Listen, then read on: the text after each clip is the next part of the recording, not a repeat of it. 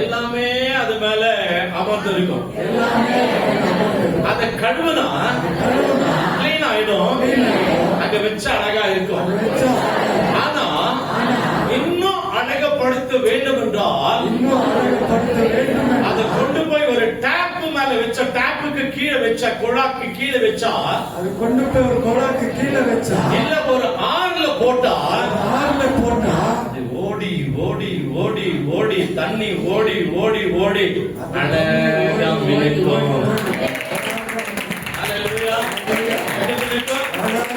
அழகா மிதக்கும்.